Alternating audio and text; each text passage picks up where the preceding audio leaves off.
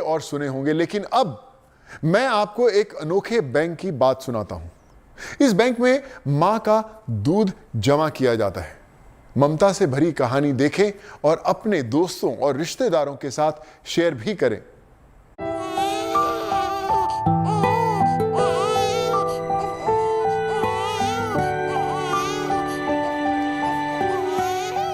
सबसे पहला बॉन्ड ही बच्चे का ब्रेस्ट फीडिंग से होता है। बच्चा जानता है अपनी माँ को सबसे अलग, क्योंकि वहाँ से उसे वो पोषण मिलता है। बिना ब्रेस्ट फीड के बच्चे बहुत ज़्यादा प्रॉब्लम होते हैं, बीमारी पड़ जाते हैं। बाहर के दूध देने में बहुत रोती थी मैं, क्योंकि मेरे बेटे ऐसे क्यों हो गए। मुझे नहीं पता था कि मिल्क बैंकिंग भी हो सकती है, आप मिल्क भी डोनेट कर सकते हो।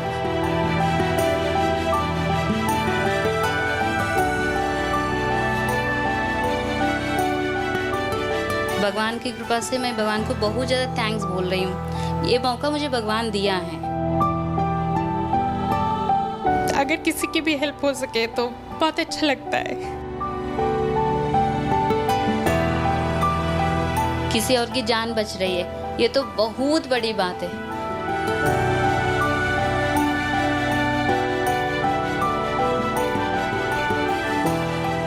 प्रकृति ने माँ और बच्चे के बंधन को मजबूत करने के लिए उन्हें माँ के दूध की डोर से बांधा है। जी हाँ, और माँ का दूध मातृत्व की भावना को परिपूर्ण करता है। माँ का दूध दरअसल बच्चे के लिए, उसकी पूरी जिंदगी के लिए एक अमृत के समान होता है। लेकिन ऐसी कई माएँ होती हैं जो इस बंधन में, इस डोर में बंध नहीं पाती हैं, और फिर नतीजा ये होता है कि उनके बच्चे जान भी गंवा बैठते हैं। इसी बात को ध्यान में रखते हुए ब्रेस्ट मिल्क फाउंडेशन और फोर्टिस ला फेम ने अमारा मिल्क बैंक की शुरुआत की। जानकर आप भी चौंक जाएंगे कि ये अमारा मिल्क बैंक एक ऐसा मिल्क बैंक है जो ज़रूरतमंद बच्चों को मिल्क प्रोवाइड करवाते हैं, जिनकी माँ उन्हें ब्रेस्ट फीडिंग के ज़रिए दूध नहीं दे सकती, उन्हें मिल्क डोनेट करके मिल्क प्रोवाइड किया जाता है। तो आइए जानते हैं कि किस तरह से ये हमारा मिल्क बैंक अपने आप में खास है और कैसे ये ज़रूरतमंद बच्चों तक माँ का दूध पहुँचाने का काम कर रहे हैं।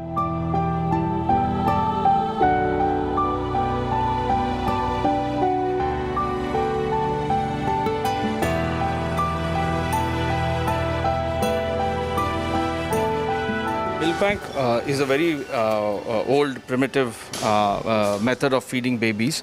जो premature babies जो होती है उसके mothers के पास जो दूध नहीं होती है उसको babies को देने के लिए वो babies को normally formula feed देते थे। अभी we all know there's a lot of evidence to suggest that it is better to give the mother's milk. तो जब भी mother के पास milk नहीं होती है, हम donor mother से लेके वो मिल्क को हम प्रोसेस करते हैं, पैस्चराइज करके उसको टेस्ट करके then we give it to the babies. ये कॉन्सेप्ट हमने शुरू किया 2016 में। दिल्ली में फर्स्ट हमारा मिल्क बैंक खोला, उसके बाद then we have open another milk bank in Bangalore. Doctor ने बोला था 2 महीने तक आप इसकी ब्रेस्ट फीडिंग नहीं करना है, लैक्टोज फ्री मिल्क इसको देना पड़ेगी।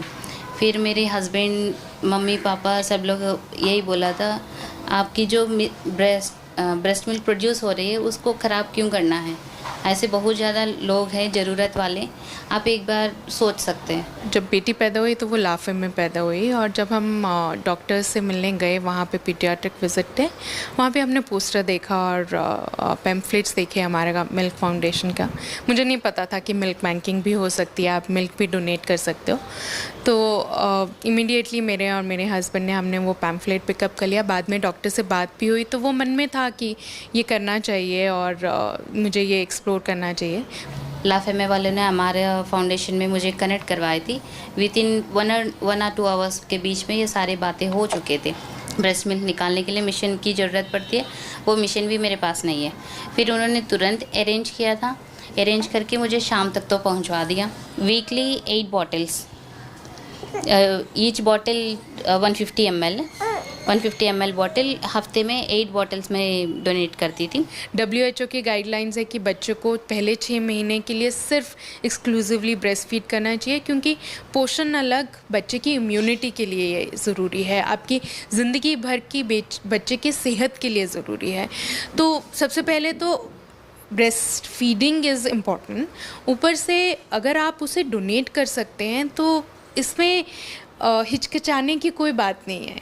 एक तरफ से तो बहुत दुख होती थी, मेरी बेटी ब्रेस्ट फीड नहीं कर पा रही हूँ, मैं बाहर से दूध खरीद के और बॉटल फीड कर रही हूँ, ये तो बहुत दुख की बात है। मेरे पापा ने मुझे एक ही बात बोला है, बेटा आप चिंता मत करो, भगवान ने किसी एक को एक ही फ़ायदा के लिए आपको आपकी बेटी को तकलीफ़ दिया गया है, ये ज़रूर ठीक हो जाएगी।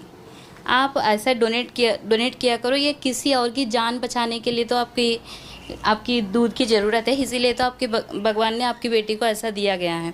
बेबी के नाम पे तोला और ये दान वगैरह किया तो मुझे लगा वो दान तो सब कर सकते हैं, but you know breast milk mother का ये ऐसी चीज़ है जो सिर्फ फॉर्चुनेट माँ के लिए ही है और कुछ समय के लिए ही है, तो इसलिए मुझे लगा कि और कुछ दो ना दो, इसे ज़रूर देना चाहिए, इसका दान ज़रूर होना चाहिए।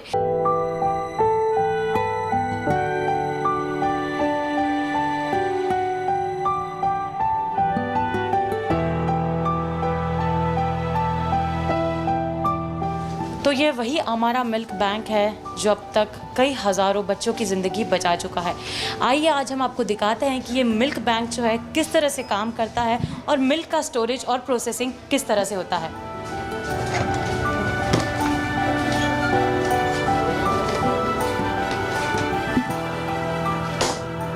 तो जो भी हम कलेक्ट करते हैं मदर्स से, जो डोनर्स जो मिल्क डोनेट करते हैं, हम we first bring it across to the bank. वो बैंक में यहाँ आइस बॉक्स में लेकर आते हैं हम, and we put it into the freezer over here. This is the process of collecting the milk. जो भी मिल्क आता है we collect it and put it over here in the freezer. यहाँ -20 डिग्रीज में स्टोरेज हो जाती है। Then we remove the milk. हमें उसको थॉ करते हैं पहले, क्योंकि वो फ्रोज़न होती है। We have to get it back to room temperature. हम उसको थॉ करके we mix it under this hood, which is known as a plasma hood, so that the milk does not get infected. जो machine है, this is the pasteurizer machine. So this is what actually heats the milk up to about 63.5 degree centigrade. जब वो temperature में आ जाता है, जो भी bugs है, जो भी है, वो डिस्ट्रॉय हो जाती है. But also it maintains the nutrition of the milk. When the milk is then pasteurized and वो जब cool हो जाती है, we take a bit of the sample of the milk and वो हम इन्फेक्शन के लिए चेक करने के लिए भेज देते हैं. And we also have what is known as the milk analyzer. इसमें जो न्यूट्रिशनल कंटेंट है मिल्क का, इसमें इस मशीन में एनालाइज हो जाती है. तो whatever milk is there we then store it in this industrial grade freezer at -20 degree centigrade. तो हमारी फाइनल हर बॉटल वैसे होती है with the nutrition content printed on it, so that when जो भी डॉक्टर वो प्रीमेच्योर बेबी को दूध दे रही है, they know exactly how much nutrition they're giving for the baby. काफ़ी हॉस्पिटल्स हमारे साथ मिल्क लेते हैं हमारा ह्यूमन मिल्क बैंक से. तो we need more and more people to come and donate milk. जो भी डोनेशन हमें मिलता है, we process almost about 40-45 litres of milk every month. जो भी हम प्रोसेस करते हैं ऑलमोस्ट इमीडिएटली ख़त्म हो जाती है. जितना मैंने पढ़ा है, आप जितना बच्चे को फीड करते हैं, मिल्क प्रोडक्शन उतनी बढ़ती है. तो अगर एक्सेस मिल्क है तो कुछ और शेयर करने से, स्टोर करने से और डोनेट करने से आई एम श्योर वो मेरे बेबी के लिए और ज़्यादा हो रहा है, कम नहीं होगा. मुझे तो आई थिंक मेरे लिए तो भगवान से कम नहीं है, जिन्होंने कहते हैं ना कि ज़रूरी नहीं है कि मैंने बेबी डिलीवर किया है तो बट मैं उसको खाना तो नहीं दे पा रही थी उस टाइम पे, पर I am very thankful and blessed कि मुझे ये उन्होंने हेल्प करी. मेरे दिल से सच में उनके लिए बहुत बहुत दुआएं निकलती हैं, उनके बच्चों के लिए बहुत दुआएं निकलती हैं, और ये बहुत ही एक नोबल कॉज है, मुझे ऐसा लगता है. और डेफिनेटली सबको इस चीज़ में आगे आना चाहिए और हेल्प करनी चाहिए.